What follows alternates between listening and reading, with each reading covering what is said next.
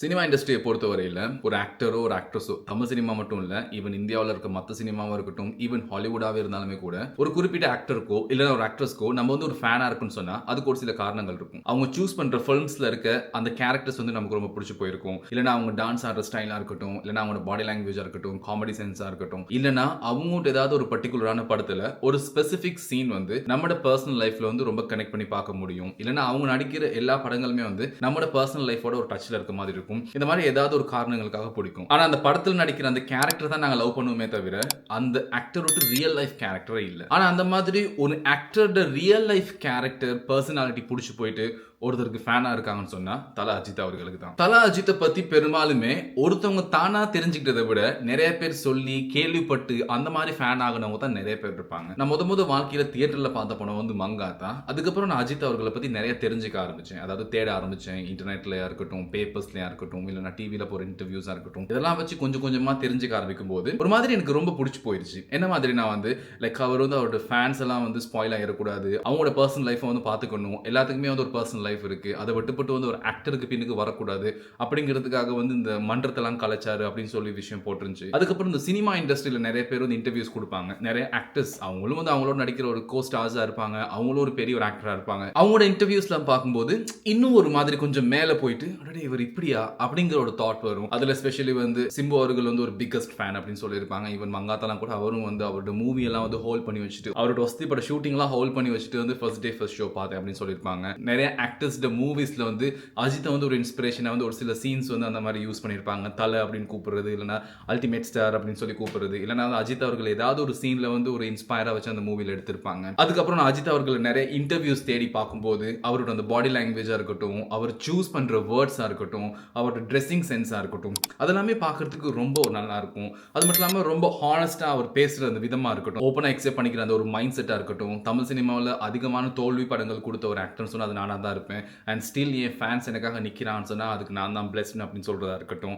இந்த மாதிரி ஒரு சில விஷயங்கள் திரும்ப திரும்ப பார்க்க போயிட்டு ரொம்ப பிடிச்சி போச்சு. அதுக்கப்புறம் வந்து என்னன்னா வந்து நமக்கு வேற எந்த ஆக்டர்ஸ் பார்த்தாலும் லிட்டரலி நமக்கு ஒரு கம்பேரிசன் போகும்.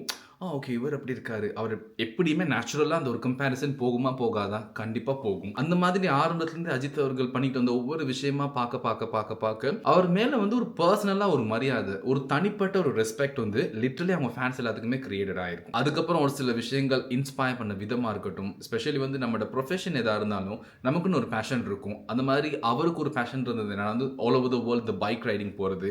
ஸோ நம்மளோட ப்ரொஃபஷன் எதா இருந்தாலும் நம்மளோட பேஷனையும் நம்ம விட்டுறக்கூடாது, டைம் கிடைக்கும் போது அதையும் நம்ம கண்டினியூ பண்ணும் அப்படின்னு சொல்லிட்டு இந்த யங் ஜெனரேஷனை இன்ஸ்பயர் பண்ண விதமா இருக்கட்டும். ஈவன் இந்த ட்ரோன் டாக்ஸிங்கிற ப்ராஜெக்ட்ல வந்து ஒரு சீனியர் மென்டரா இருந்து இந்த கவர்மெண்ட்டுக்கு ஹெல்ப் பண்ண விதமா இருக்கட்டும். அதெல்லாம் வந்து சும்மா மேலோட்டமா அப்படி இல்லாம ரொம்ப டீப் அனலைஸ் பண்ணி அதுக்குள்ள என்ன இன்டெப்தா பண்ண முடியுமோ அப்படிங்கிற அவருக்குள்ள இருக்க பொட்டன்ஷியலையும் வெளியில காட்டி ஒரு சினி இண்டஸ்ட்ரிக்குள்ள மட்டுமே இல்லாம அவுட் ஆஃப் த பாக்ஸா ஒரு சில விஷயங்கள் பண்ணும்போது அதெல்லாம் நேச்சுரலாவே வந்து அவர் மேல இருக்க ரெஸ்பெக்டை இன்னும் மேல மேல அப்படி கொண்டுகிட்டே போகுது. அதுக்கப்புறம் இப்ப இந்த மோட்டர் ரேசிங்ல வந்து இந்தியாவுக்கு ஒரு மெடல் எடுத்துட்டு வந்தாரு. லிட்டரலி இது வந்து ஒரு காஸ்ட்லியான ஒரு game. Almost 40 to 70 crores annually இதுக்கு காஸ்ட் ஆகுமா லிட்டரலி இந்த ஒரு டீமை மெயின்டைன் பண்றதுக்கு, இந்த ரேசிங்க்கு, இதுக்கு எல்லாத்துக்குமே சேர்த்து நான் வந்து கூகுளில் சர்ச் பண்ணி இதெல்லாம் பார்த்துக்கிட்ட விஷயம். அப்படி இருக்கும்போது இவ்வளோ எக்ஸ்பென்சிவான ஒரு ஸ்போர்ட் வந்து லைக் அவரோட பேஷன் அப்படிங்கிறதுக்காக மட்டும் இல்லாம நேஷனலா இந்தியன் கண்ட்ரியவே இந்த மோட்டோ ஸ்போர்ட்ஸ்ல வந்து இப்ப திரும்பி பார்க்க வச்சிருக்காரா இல்லையா?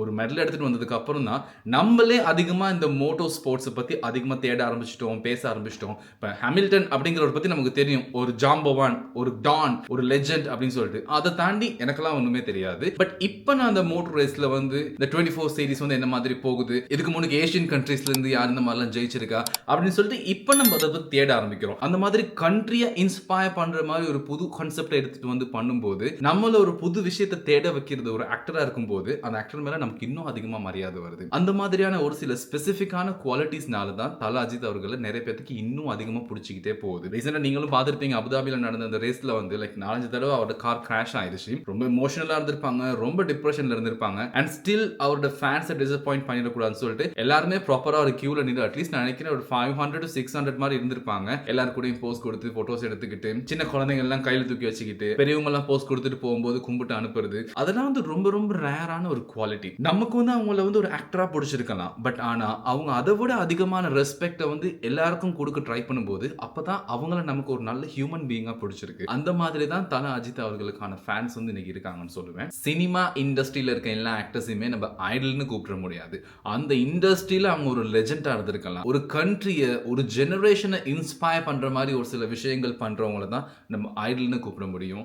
டாக்டர் அப்துல் கலாம் தி கிரேட் சயின்டிஸ்ட் ஒரு ஜெனரேஷனை இன்ஸ்பயர் பண்ணாரு. அந்த மாதிரி இந்த கரண்ட் ட்ரெண்ட்ல ஒரு ஜெனரேஷனை வந்து இன்ஸ்பயர் பண்ற நிறைய ஆக்டிவிட்டிஸ் பண்ற ஒருத்தர்னா வந்து தி கிரேட் அஜித் குமார் அவர்கள். அவரை நம்ம ஒரு ஐடல்னு சொல்லலாம். இந்த மாதிரியான ஒரு சிலன்னு சொல்லி எல்லா காரணங்களையும் ஒண்ணா வச்சு பார்க்கும்போது தான் அஜித் அவர்களுக்கு ஃபேன்ஸ் வந்து ஏன் அவர் வேணாம் அப்படின்னு சொல்லிட்டு ஒதுங்கி போனாலுமே திரும்ப திரும்ப திரும்ப அவ்வளோ பேர் வந்து அவரை கூடி நிற்கிறாங்க அப்படிங்கிறதுக்கு இது ஒரு கிரேட் எக்ஸாம்பிள். இதுல இருந்து நம்ம கத்துக்கிற விஷயம் என்னன்னா வந்து நம்ம என்ன வேணாலும் நம்மளோட ப்ரொஃபஷன் பண்ணலாம், அது நமக்கு பிடிக்காம பண்ணலாம் ஃபார் த டைம் பீயிங், நம்மளோட டே டு டே பில்ஸை கவர் பண்ணுறதுக்கு, நம்மளோட ஃபேமிலியை ரன் பண்ணுறதுக்கு. பட் எண்ட் ஆஃப் த டே நமக்கு ஆப்பர்ச்சுனிட்டி கிடைக்கும் போது நம்மளோட பேஷனை நோக்கி நம்மளோட ட்ரீம்ஸை நோக்கி அது எந்த வயசாக இருந்தாலும் பரவாயில்ல. அஜித் அவர்களுக்கு அபவ் 50 இயர்ஸ், ஆனால் இப்போ தான் அவரோட பேஷனை அவர் ஃபாலோ பண்ண ஸ்டார்ட் பண்ணியிருக்காரு. இந்த மோட்டர் ரேசிங்கிற ட்ரீம்குள்ளே இன்னும் டீப்பாக இன்வால்வ் ஆக ட்ரை பண்ணியிருக்காரு. So we still have time அப்படிங்கிறது இதுலேருந்து ஒரு சின்ன ஒரு மெசேஜ். இது பற்றின உங்களோட தாட்ஸ் என்ன அப்படிங்கிறது கீழே கமெண்ட்ஸில் கொடுங்க guys. இந்த வீடியோ பிடிச்சிருந்துச்சுன்னா சப்ஸ்கிரைப் பண்ணுங்கள். See you.